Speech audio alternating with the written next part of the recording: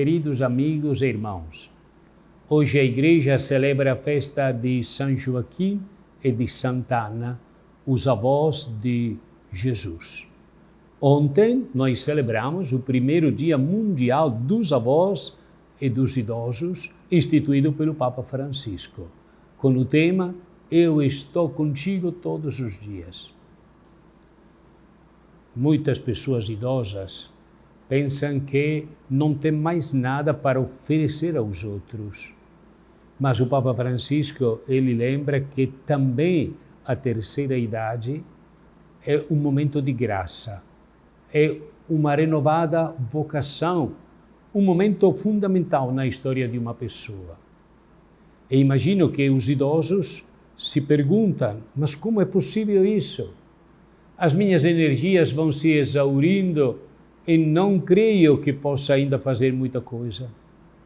Como posso começar a comportar-me de maneira diferente quando o hábito se tornou a regra da minha existência?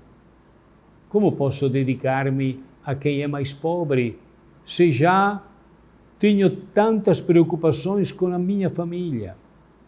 Como posso alongar o meu olhar se não me é permitido sequer sair da residência onde vivo?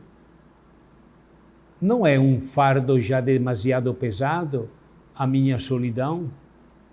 Certamente muitos pensam assim, mas o próprio Jesus ouviu Nicodemos dirigir-lhe uma pergunta deste tipo: como pode um homem nascer sendo velho?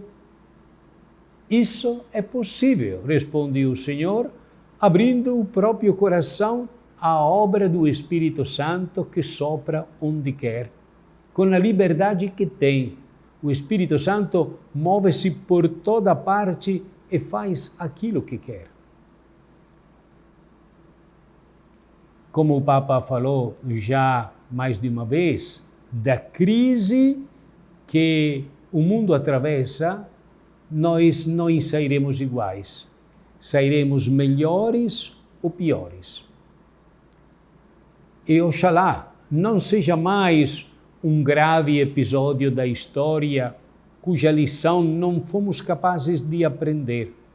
Oxalá não nos esqueçamos dos idosos que morreram por falta de respiradores. Oxalá não seja inútil tanto sofrimento, mas tenhamos dado um salto para uma nova forma de viver e descobramos, enfim, que precisamos e somos devedores uns dos outros para que a humanidade renasça. Como o Papa diz, ninguém se salva sozinho. Devedores uns dos outros, todos irmãos. Nesta perspectiva, diz o Papa Francisco, há necessidade de cada idoso ou idosa para se construir na fraternidade e na amizade social um mundo de amanhã. Aquele em que viveremos quando se aplacar a tempestade. Todos devemos ser parte ativa na reabilitação e apoio das sociedades feridas.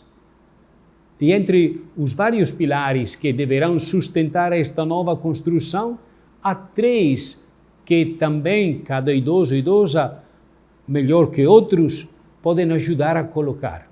Três pilares: os sonhos, a memória e a oração. A proximidade do Senhor dará, mesmo aos mais frágeis entre os idosos, a força para empreender um novo caminho pelas estradas do sonho, da memória e da oração. Uma vez o profeta Joel pronunciou esta promessa: os vossos anciãos terão sonhos e os jovens terão visões. O futuro do mundo está nesta aliança entre os jovens e os idosos. Quem, senão os jovens, pode agarrar os sonhos dos idosos e levá-los por adiante?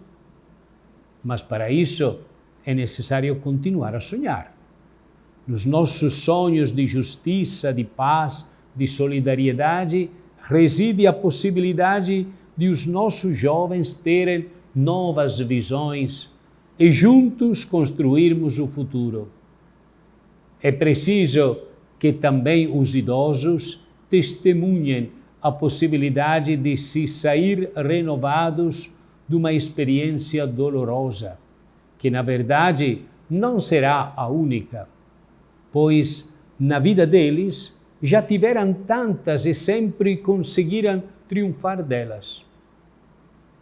E dessa experiência que eles têm, se aprende como sair da provação atual.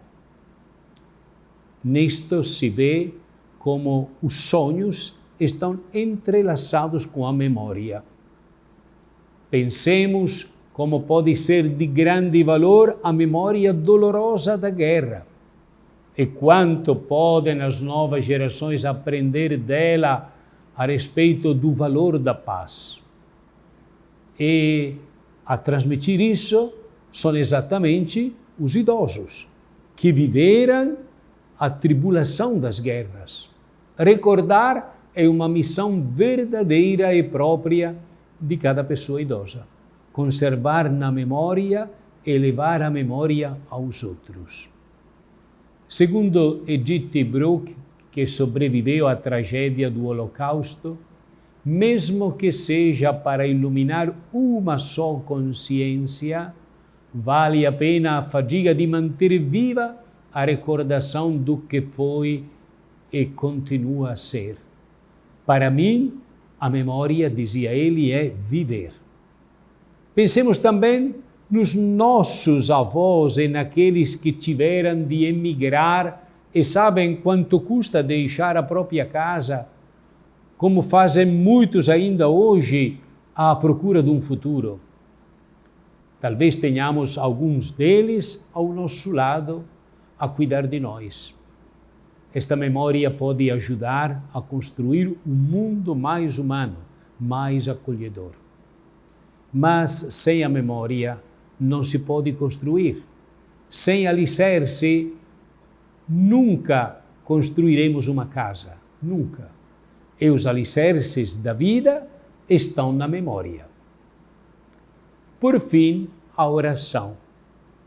Como disse o Papa Bento, um idoso santo que continua a rezar e trabalhar pela Igreja, ele dizia: a oração dos idosos pode proteger o mundo, ajudando talvez de modo mais incisivo do que a fadiga de tantos. Disse isso quase no fim do seu pontificado, em 2012. É belo. A oração do idoso é um recurso preciosíssimo. É um pulmão de que não se podem privar a Igreja e o mundo. Sobretudo neste tempo tão difícil para a humanidade em que estamos, todos na mesma barca, a atravessar o mar tempestuoso da pandemia, a intercessão dos idosos pelo mundo e pela Igreja não é vã, mas indica a todos a serena confiança de um porto seguro. Então, queridos avós, queridas avós, o Papa indica também a vocês o exemplo do beato Carlos de Foucauld, que daqui a pouco será canonizado. Ele viveu como eremita na Algéria e lá, naquele contexto periférico, testemunhou os seus desejos de sentir todo o ser humano como um irmão. A sua história mostra como é possível, mesmo na solidão do próprio deserto, interceder pelos pobres do mundo inteiro e tornar-se verdadeiramente um irmão e uma irmã universal. Pedimos ao Senhor que cada um de nós, que cada idoso e idosa alargue o próprio coração e o torne sensível aos sofrimentos dos últimos e capaz de interceder por eles. Oxalá cada um aprenda a repetir a todos, e em particular aos mais jovens, estas palavras de consolação que foram dirigidas hoje a nós eu estou contigo todos os dias. Então, coragem, para frente. Que o Senhor abençoe todos os avós, as avós, todos os idosos e idosas. Em nome do Pai, e do Filho, e do Espírito Santo. Amém.